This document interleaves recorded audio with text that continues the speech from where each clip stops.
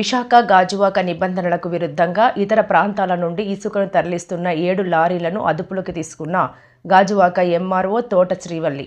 నిబంధనలకు విరుద్ధంగా ఇతర ప్రాంతాల నుండి ఇసుకను తరలిస్తున్న 7 లారీలను అదుపులోకి తీసుకున్న గాజువాక ఎంఆర్ఓ తోట శ్రీవల్లి. ప్రజలకు ఉచిత ఇసుక ఇచ్చేందుకు ప్రభుత్వం తీసుకున్న నిర్ణయంతో గాజువాక ఆటోనగర్లో శాండ్ డిపో ఏర్పాటు చేయడం జరిగిందని ఎంఆర్ఓ శ్రీవల్లి తెలిపారు. అయితే ప్రభుత్వ ఆదేశాలను బేఖాతరు చేసి అక్రమ వ్యాపారాలు చేస్తున్నారన్నారు. లారీలపై నిఘా పెట్టడం జరిగిందని తెలిపారు. ఈ క్రమంలో శాండ్ విజిలెన్స్ అధికారులు అక్రమంగా ఇసుకను తరలిస్తున్న 3 లారీలను పట్టుకున్నట్లు తెలిపారు. ఇసుక తరలించే లారీలకు సరైన పత్రాలు లేకుండా తరలిస్తే కఠిన చర్యలు తప్పవని ఎంఆర్ఓ శ్రీవల్లి పేర్కొన్నారు.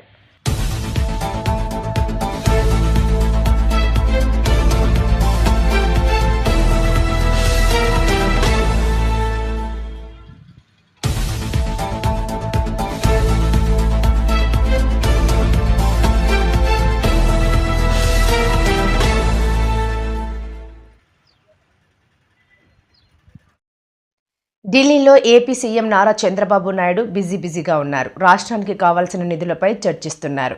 ఇందులో భాగంగానే సోమవారం 16వ ఆర్థిక సంఘం చైర్మన్ అరవింద్ పనగడియాతో భేటీ అయ్యారు. ఏపీ పరిస్థితి గురించి ప్రెజెంటేషన్ ఇచ్చారు. Regulatory Commission has been set up by Andhra Pradesh government in power sector reforms. At that time, nobody knows what is Regulatory Commission. Then every department has come regulatory commissions now. Airport, airlines, or insurance, everywhere it is happening now. And also government efforts to accelerate growth is one aspect, and also secure inclusive development. That is where zero poverty. We are proposing now P4, public-private people's partnership. Not only eradication of poverty, how to bring last mile at for others. Even today we are facing that problem, that this budget is going to give inclusive growth rate. And also here top 10 principles, broad areas they are focusing. If you can see, one is Garib, pro-poor, youth, that is the power. Third one, Annadata, farmer, is going to supply food for the global community, and women empowerment, Nari. These are all 4 sectors government of India is doing, is focusing. That is the potential sections. Even if you see here improving agriculture growth and productivity, that is the huge chunk of land, and also maximum population. Even today 60% of population are depending on agriculture. If you can focus on growth and also simultaneously productivity, and also government of India is moving right direction, self-sufficient in all agricultural produce, palm oil, pulses, fruits, vegetables. This is a big area. India. Tirupati Andhra Pradesh రాష్ట్రంలో అసలు ప్రజాస్వామ్యం ఉందా అని భూమన కరుణాకర్ రెడ్డి మండిపడ్డారు. Municipal ఎన్నికల్లో అడ్డదారిలో గెలిచేందుకు సొంత బలం లేకపోయినా కూటమి నేతలు రెచ్చిపోతున్నారని, వైఎస్ఆర్సీపీ కార్పొరేటర్లను భయభ్రాంతులకు గురి చేస్తున్నారని ఫైర్ అయ్యారు. అమర్నాథ్ రెడ్డి కార్పొరేటర్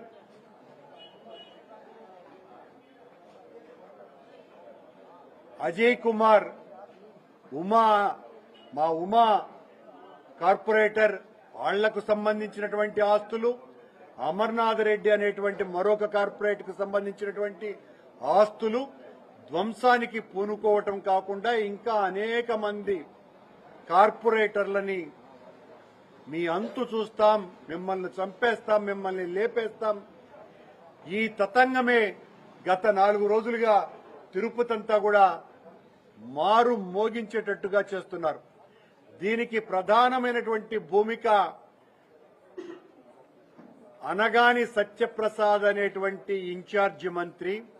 ఈ ఇన్ఛార్జి మంత్రి ఒక అరాచక శక్తి అని, అసాంఘిక వ్యక్తి అని, సాక్షాత్తు తెలుగుదేశం పార్టీకి ఎంతో మద్దతు పలికినటువంటి ఆంధ్రజ్యోతి పత్రికే పతాక శీర్షికలతో అతన్ని గురించి రాయటం కూడా జరిగింది. ఆ అసాంఘిక శక్తి తిరుపతిలో తిష్టవేసి ఇక్కడున్నటువంటి ఆకు రౌడీలనందరినీ కూడా, తెలుగుదేశం జనసేన పార్టీకి సంబంధించిన ఆకు రౌడీలనందరినీ కూడా ఉసికొల్పి మా కార్పొరేటర్ల ఇళ్లకు వెళ్లి వాళ్లను నానా దుర్భాషలాడటమే కాకుండా, వాళ్ల మీద దాడులు చేయటమే కాకుండా, వాళ్లలో ఎంతో మంది ధైర్యంగా నిలబడ్డారు, కొంతమంది జారిపోయినారు. వీళ్ల భయానికి సాక్షాత్తు మా పార్టీ డిప్యూటీ మేయర్ అభ్యర్థినే వాళ్లు లొంగదీసుకున్నారు బలవంతంగా. నిన్న రాత్రి మాకు సంబంధించినటువంటి కార్పొరేటర్లందరూ కూడా చిత్తూరులో ఒక హోటల్లో ఉంటే, రిసార్ట్స్ లో ఉంటే, రాత్రి 12 గంటలకు తిరుపతికి సంబంధించినటువంటి రౌడీలు ఈ తిరుపతి ఎమ్మెల్యే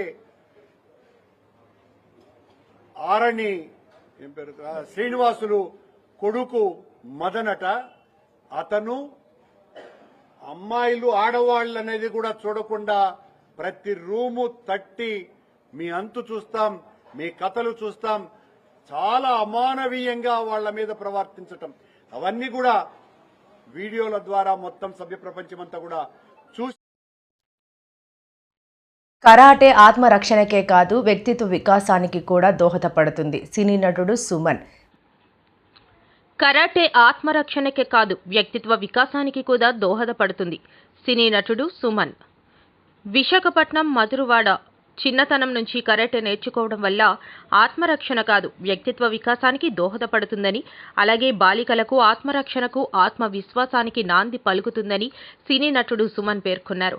జోన్ 2 మధురవాడలో Waltair martial arts karate association నూతనంగా ఏర్పాటు చేసిన కరాటే, యోగా, డాన్స్ స్టూడియోను సినీ నటులు సుమన్ చేతుల మీదుగా ప్రారంభించారు. ఈ సందర్భంగా కరాటే శిక్షకులు పివి రమణమూర్తి మాట్లాడుతూ, బాలబాలికలకు చిన్న వయసు నుండి కరాటే నేర్చుకోవడం వల్ల వారికి ఆత్మరక్షణతో పాటు ఆత్మవిశ్వాసం పెరిగి వారు భవిష్యత్తులో ఏం సాధించాలనుకుంటున్నారో దాని దిశగా పయనిస్తారని తెలియజేశారు.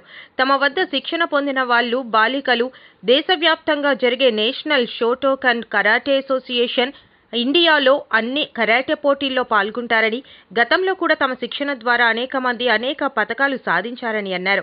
ఈ కార్యక్రమంలో దినేష్, సరస్వతి, కేశవ మరియు శిక్షణ పొందిన బాలబాలికలు మరియు వారి తల్లిదండ్రులు పాల్గొన్నారు. Ramana senior karate master, karate కోసం చాలా సాక్రిఫైస్ చేసి ఆయన లైఫ్ అంతా కరాటేని చాలా ముందుకు తీసుకొచ్చారు. సో ఈరోజు ఇక్కడ ఈ కొత్త బ్రాంచ్ ఓపెనింగ్కి పిలిచారు. చాలా ఆనందంగా ఉంది. రెస్పాన్స్ కూడా పిల్లలు చూస్తుంటే చాలా ఆనందంగా ఉంది. ఎందుకంటే చిన్న పిల్లలు కూడా ఈరోజు కరాటే నేర్చుకోవాలి అని ఒక అండర్స్టాండింగ్ వచ్చారు. అలాగే వాళ్ళ తల్లిదండ్రులు కూడా ఏంటంటే ఒక అండర్స్టాండింగ్ వచ్చారు. ఇది చాలా అవసరం. ఎందుకంటే జీవితంలో అందరికీ ఏంటంటే ఒక టార్గెట్ ఉంటుంది లైఫ్లో, అది సాధించేది, ఇది సాధించాలని. కానీ మధ్యలో ఏంటంటే చాలా ప్రాబ్లమ్స్ ఉంటాయి. వాళ్ళకి హెల్త్ ప్రాబ్లం ఉంటుంది, వేరే ప్రాబ్లమ్స్ ఉంటాయి, ఫిజికల్ ప్రాబ్లమ్స్, ఇవన్నీ చాలా ఉన్నాయి. సో ఒక ప్రాబ్లం వాళ్ళకి సాల్వ్ చేయాలంటే మెయిన్గా చెప్పాలంటే మార్షల్ ఆర్ట్స్ ఉంది, దీంట్లో ఎక్సర్సైజ్ ఉంది, అమ్మాయిలకి మెయిన్గా సెల్ఫ్ డిఫెన్స్ ఉంది. ఈరోజు ఎక్కడ చూసినా అమ్మాయిలది మీకు తెలుసు, మీ ఛానల్స్లోనే మీరు ఎన్నో కేసులు, రోజుకి కనీసం ఒక్క కేసు అయినా ఏదో ఒకటి మీరు వేస్తూనే ఉన్నారు. అయితే దీనికి ఏంటంటే ప్రభుత్వం ఎలాంటి స్టెప్స్ తీసుకోవట్లేదు. జరుగుతుంది ఎంక్వైరీ కమిటీ, అదే పెద్ద ఇంట్లో జరిగితే అది చాలా పెద్ద కమిటీ, చిన్న ఇంట్లో జరిగితే చిన్న కమిటీ, దాని తర్వాత మర్చిపోవడం. పాపం ఒక అమ్మాయి జీవితం పాడైపోయింది, అమ్మాయి భవిష్యత్ ఏమిటి అనేది ఎవరు ఆలోచించట్లేదు. సో ఇంకా వాళ్ళని చెప్పి తప్పులేదు. మేము చాలా గవర్నమెంట్లు వచ్చింది, చాలా గవర్నమెంట్కి మేము మెమో ఇచ్చాం. స్కూల్ ఆదివారం రాత్రి హైదరాబాద్లో విడుదలకి ముందుస్తూ తాండెల్ సినిమా వేడుక. ఈ వేడుకకు దర్శకుడు సందీప్ రెడ్డి, నిర్మాత దిల్ రాజు ముఖ్య అతిథులుగా హాజరయ్యారు. వేడికి ఉద్దేశించి నాగ చైతన్య మాట్లాడుతూ, You are the man of the moment, the man of every moment. And what I feel is that ee madhya kalamlo I have not seen anyone as honest and as original as you. Idi మీ సినిమాలే కాదు, I watch a lot of your interviews, and me interviews చూసేటప్పుడు ఎంతో ఒక honesty, ఎంతో ఒక transparency కనిపిస్తుంది. చాలామంది అది ఏదో వైరల్ చేయడానికి, హైప్ క్రియేట్ చేయడానికి అంటారు, but that is pure honesty. Thank you so much for being your Sandeep garu, thank you. And Thandel cinema విషయంకి వస్తే, ఫస్ట్లీ అరవింద్ గారికి థ్యాంక్ యూ చెప్పాలి.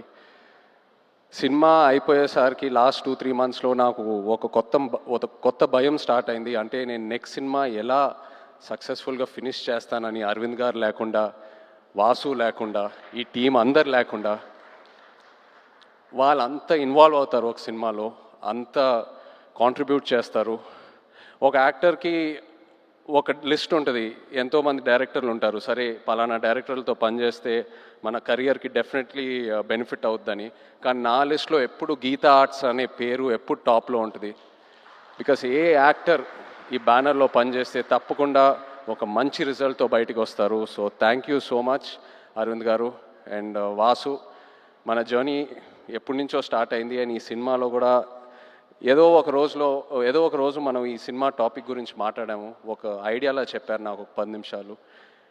నేను అప్పుడే చెప్పాను మీకు, వాసు ఈ ఐడియా పూర్తిగా ఫామ్ అయిన తర్వాత ప్లీజ్ నా దగ్గర రండి, నాకు ఎంతో ఇంట్రెస్ట్ ఉంది ఈ టాపిక్ మీద. అండ్ మీరు వచ్చారు, so thank you so much. అదే కాకుండా నేను రియల్ లైఫ్ ఈ తండేల్ రాజు క్యారెక్టర్కి నాకు చాలా పెద్ద గ్యాప్ ఉంటుంది. ఆ ట్రాన్స్ఫర్మేషన్కి మీరు టైం ఇచ్చారు. చందు, నన్ను నమ్మావు, నేను చేస్తానని చెప్పాను, నువ్వు నన్ను నమ్మావు, ఆ టైం ఇచ్చారు, ఎంతో పేషెంట్గా నాతో ట్రావెల్ అయ్యారు. నేను చందు ఇది 3వ సినిమాకి నన్ను ఎంతో బాగా ప్రజెంట్ చేసి, ఇన్ఫ్యాక్ట్ నాకంటే ఎక్కువ తనే ఆలోచిస్తాడు నా గురించి. కొన్నిసార్లు చాలా సెల్ఫిష్గా ఆలోచిస్తాడు నా మంచి కోసం. I'm so grateful to have you Chandu. You are a friend, you are a well win. ప్రతి ఈవెంట్లో వచ్చిన గెస్ట్స్ అయినా టెక్నీషియన్స్ అయినా అందరూ ఒకటే అంటున్నారు, మేము పల్లవితో కలిసి పని చేయాలి, లేకపోతే మేము పల్లవి ఫ్యాన్స్, లేకపోతే మేము పల్లవితో పని చేయాలనుకున్నాము కానీ ఆపర్చునిటీ మిస్ అయిందని. ఈ మధ్యకాలంలో ఒక ఆర్టిస్ట్కి ఇంత యునానిమస్ అయిన పాజిటివ్ అవుట్లుక్ నేను ఇప్పటి వరకు చూడలేదు, నాకు తెలిసి ఫ్యూచర్లో కూడా చూడను. You deserve every bit of it Pallavi, and I wish you all the best. Thank you for being who you are. Thank you so much. And the true rock star of this film చెప్పాలి మన DSP గారు. నిజంగా ఒక love స్టోరీకి audio ఎంత ఇంపార్టెంటో మీ అందరికి తెలుసు. అలాంటిది ఈ సినిమాకి బుజ్జితల్లి అనే పాట ఫస్ట్ రిలీజ్ అయినప్పుడు కంప్లీట్గా సినిమా కలరే మార్చేసింది, ఆడియన్స్లోకి బాగా దగ్గరగా తీసుకెళ్ళింది. మీరు చూసారు ఎన్నో రీల్స్, ఎంతమంది పిల్లలు డాన్స్ వేయటం, పాటలు పాడటం, so many performances on Bujjithalli. You took this film close to the hearts way before the release. Thank you so much Devi, your the true rock star. అదే కాదు, నమో నమ శివాయ పాట జరిగేటప్పుడు దేవి మా రిహర్సల్స్కి వచ్చి ఆయన విజన్ ఏంటి, ఆయన ఎనర్జీ ఇచ్చి మాకు ఎంతో ఎంకరేజ్ చేశారు. థ్యాంక్ యూ దేవి. అలాగే మున్సిపాలిటీలు, కార్పొరేషన్లో పదవుల కోసం జరుగుతున్న ఎన్నికల్లో కూటమి నేతలు అరాచకాలు సృష్టిస్తున్నారని వైసీపీ ఆరోపించింది. దీనిపై రాష్ట్ర ఎన్నికల సంఘానికి ఫిర్యాదు చేసింది. అనంతరం వైసీపీ నేతలు మీడియాతో మాట్లాడారు. ఆధ్వర్యంలో, వాళ్ళ నాయకుల ఆధ్వర్యంలో ఒక గూండాల్లాగా, రౌడీల్లాగా వైఎస్ఆర్ కాంగ్రెస్ పార్టీకి సంబంధించిన మా కార్పొరేటర్లని, మా కౌన్సిలర్ని అందరం గారా ఈరోజు బంధించి, వాళ్ళందరూ ఈరోజు డెమోక్రటిక్ పద్ధతిలో ఓటేస్తానికి వెళ్తుంటే బస్సులు అద్దాలు పగలగొట్టి మహిళా కార్పొరేటర్ని గారు చూడకుండా వాళ్ళ మీద దాడి చేశారు ఈరోజు కూటమి ప్రభుత్వం సిగ్గులేని నాయకులు. ఈరోజు నిన్నగారు మేము రాష్ట్ర ఎన్నికల కమిషనర్ గారికి మేము అందరం వైఎస్ఆర్ కాంగ్రెస్ పార్టీ తరఫున ఒక ప్రత్యేకమైన అధికారిని నియమించాలి. ఏదైతే కూటమి ప్రభుత్వం ఆధ్వర్యంలో జరుగుతున్న దాడులు కానివ్వండి, దౌర్జన్యాలు కానివ్వండి, ఎలక్షన్ సమయంలో చేస్తున్న ప్రయత్నాలు కానివ్వండి అరికట్టాలని చెప్పని నిన్న అధికారిని గారిని కోరటం జరిగింది. అదేవిధంగా ఈరోజు నిన్న రాత్రి నుంచి ఏదైతే ఉదయం దాకా జరిగిన సంఘటనలు ఉన్నాయో, ముఖ్యంగా అనేక ప్రాంతాల్లో వాళ్ళకి బలం లేకపోయినా మా ఒక కౌన్సిలర్ని, కార్పొరేటర్ని వాళ్ళందరం గారు ఈరోజు భయపెట్టి, బెదిరించి, వాళ్ళ ఆస్తుల జోలికి వెళ్ళి చంపేస్తామని చెప్పని బెదిరించి ఈరోజు ఏదో కైవసం చేసుకోవాలని చెప్పిన ఉద్దేశంతో ఈరోజు కూటమి ప్రభుత్వం ముందుకెళ్తుంది. ఈరోజు 2021లో దాదాపుగా 98% మంది ఈ రాష్ట్రంలో ప్రజానీకం వైఎస్ఆర్ కాంగ్రెస్ పార్టీకి, జగన్మోహన్ రెడ్డి గారికి స్థానిక సంస్థ ఎన్నికల్లో మాకు విజయం సేకరించడం జరిగింది. ఈరోజు వాళ్ళ అధికారంలోకి వచ్చిన తర్వాత ఈ 6 నెలల కాలంలో అనేక ప్రాంతాల్లో కార్పొరేటర్లను భయపెడతాం, వాళ్ళ ఆస్తుల జోలికి వెళ్తాం, కౌన్సిలర్ని భయపెడతాం. ఈరోజు ఎక్కడైతే ఉప ఎన్నికలు వచ్చాయో ఆ ప్రాంతంలో కూడా భయం లేకుండా పోలీసు వారి గారు ఆశ్చర్యంగా ఉంది, పోలీసు వారి గారు పట్టించుకోకుండా పరిస్థితి ఈరోజు రాష్ట్రంలో నెలకొన్నది అని చెప్పి ఈ సందర్భంగా చెప్తా ఉన్నాం. టెంపుల్ సిటీలో ఆధ్యాత్మికమైనటువంటి పుణ్యక్షేత్రంలో ప్రపంచవ్యాప్తంగా అందరూ కూడా ఒక పెద్ద పుణ్యక్షేత్రంగా భావించేటటువంటి తిరుపతిలో దారుణాలకి ఈ ప్రభుత్వం ఒడిగట్టింది అని చెప్పి ఈ సందర్భంగా మనం చెప్పచ్చు. నిన్నగాక మొన్న అక్కడ పోలీసుల యొక్క వైఫల్యం మూలంగా అక్కడ కొంతమంది చనిపోతే అదే చోట మళ్ళీ ఈ దాడులేంటి, దమనకాండ ఏంటి, ఈ దౌర్జన్యం ఏంటి అని చెప్పిన వైఎస్ఆర్ కాంగ్రెస్ పార్టీ అడుగుతోంది. అలాగే నూజివీడులో మాజీ మంత్రివర్యులు పార్సారథి గారు ఆయన ఒక 8 మంది వైఎస్ఆర్ కాంగ్రెస్ పార్టీ కౌన్సిలర్లను తీసుకుపోయారు. ఎక్కడికక్కడ కొనుగోలు చేయటము, డబ్బులు విచ్చలవిడిగా ఖర్చు పెట్టడము, ప్రలోభాలు పెట్టడము, దౌర్జన్యం చేయటము, ఇదేనా ప్రజాస్వామ్యం అంటే? ఇదేనా కూటమి యొక్క ప్రజాస్వామ్యంలో మేము ఉన్నాము అని చెప్పుకోవడానికి కూటమి ప్రభుత్వం శరాఘాతంగా మారిపోయింది అని చెప్పిన కూడా ఈ సందర్భంగా చెప్పచ్చు. భయం ఎందుకు మీకు? ఎవరైనా శాసనసభ ఎన్నికల్లో అబ్సల్యూట్ మెజార్టీగా ఉండి రేపు చిన్న ఎన్నికలకి ఇంత పెద్ద ఎత్తున భయపడుతున్నారు. కూటమి నేతల బెదిరింపులకు భయపడేది లేదు. మెజారిటీ కార్పొరేటర్లు వైఎస్ఆర్సీపీ వైపే ఉన్నారు. ఒక కార్పొరేటర్ బలమే ఉన్న టీడీపీ నేతలు వైఎస్ఆర్సీపీ కార్పొరేటర్లపై బెదిరింపులకు పాల్పడుతున్నారు. చంద్రబాబు ప్రభుత్వం ఇంత నీచంగా వ్యవహరించాలా అని ప్రశ్నించారు. మాజీ మంత్రి రోజా మీడియాతో మాట్లాడారు. కూటమి ప్రభుత్వంలో చంద్రబాబు నాయుడు గారు ముఖ్యమంత్రి అయిన రోజు నుంచి తిరుపతి పరువు ప్రతిష్ట ఎలా దిగజారుస్తున్నారో లడ్డూ విషయంలో చూసాం. మొన్న మనుషులు చనిపోయిన విషయం మనం చూసాం. ఈ రోజు డిప్యూటీ మేయర్ ఎన్నికల్లో ఏ విధంగా మేయర్ మీద గాని, అలాగే వచ్చిన కార్పొరేటర్ల మీద, అలాగే దళిత ఎంపీ మీద దాడులు చేయడం మనం కళ్ళారా చూస్తున్నాం. ఒకవైపు వైఎస్ఆర్సీపీ నాయకులు మాకు అవసరం లేదంటూనే చంద్రబాబు నాయుడు, లోకేష్, మరోవైపు తమ నాయకులతో ఏ విధంగా కార్పొరేట్ల మీద, బస్సు మీద, అలాగే మేయర్ మీద, ఎంపీ గారి మీద దాడి చేశారు, రాళ్లతో కొట్టారు, బూతులు తిట్టారు, కొంతమందిని కిడ్నాప్ చేసి తీసుకెళ్లడం మనం కళ్ళారా చూస్తున్నాం. ఇవన్నీ కూడా పోలీసులు చూస్తుండగానే వాళ్ళ ప్రేక్షక పాత్ర వహించినప్పుడే జరగటం అనేది ఈ రాష్ట్రంలో లా అండ్ ఆర్డర్ ఎంత ఘోరంగా ఫెయిల్యూర్ అయిందో మనకు అర్థమవుతుంది. అండ్ పవన్ కళ్యాణ్ గారు, మీ ఎమ్మెల్యే, జనసేన ఎమ్మెల్యే తిరుపతిలో ఎంత దిగజారిపోయి ఈ రోజు కార్పొరేటర్ని కిడ్నాప్ చేస్తున్నారో ఒకసారి గమనించండి. నిజంగా మీరు చెప్పుకున్నట్టు చంద్రబాబు నాయుడు, లోకేష్, పవన్ కళ్యాణ్ మాకు 93% సీట్స్ వచ్చినాయి మొన్న ఎమ్మెల్యే, ఎంపీ ఎలక్షన్ లో అన్నారు. మీది ఈవీఎం గెలుపు అని అందరూ కూడా అనుకున్నారు. అదే నిజం అనేది ఇక్కడ మళ్లీ ప్రూవ్ అయింది. ఎందుకంటే నిజంగా ప్రజల ఓట్లతో మీరు 93% సీట్లు సంపాదించుంటే ఈ రోజు ఒక డిప్యూటీ మేయర్ పోస్ట్ కి ఇంత రాద్ధాంతం చేసి, ఈ విధంగా రౌడీజం, గుండాయిజం చేసి కిడ్నాప్ చేయాల్సిన అవసరం ఉందా అని నేను అడుగుతున్నా. మీకు దమ్ము ధైర్యం ఉంటే, ప్రజలు మీ పక్షాన ఉన్నారు, మీ ప్రభుత్వం సక్రమంగా పనిచేస్తుంది, ఇచ్చిన హామీలు నెరవేరుస్తుంది అని మీరు నమ్ముంటే ఈ కార్పొరేటర్లతో రాజీనామా చేయించి మీ గుర్తు మీద గెలిపించుకొని మీరు ఎన్నికలు జరిపించుంటే ప్రతి ఒక్కరు మిమ్మల్ని శభాష్ ఉంటారు. కానీ ఇక్కడ జరిగే ఒక డిప్యూటీ మేయర్ ఎన్నికలకే ఈ విధంగా ఒక మహిళని చూడకుండా మేయర్ ని ఏ విధంగా హ్యూమిలేట్ చేస్తున్నారు, ఆమె మీద దాడి చేస్తున్నారు. అలాగే ఒక దళిత ఎంపీ గురుమూర్తి గారి మీద ఎలా బూతులతో తిట్టి దాడి చేస్తున్నారో టీవీలో అందరూ గమనిస్తున్నారు. సో మీరు ఫెయిల్యూర్ అయ్యారు. ఈ 7 నెలల కాలంలో ప్రజలు మిమ్మల్ని అసహించుకుంటున్నారన్న విషయం తెలిసి ఇలా దిగజారుడు రాజకీయాలు, రౌడీ రాజకీయాలు చేయాలనుకోవటం నిజం కాదని నేను అడుగుతున్నా. ఒకవైపు ఎలక్షన్ కమిషన్ మేము రిక్వెస్ట్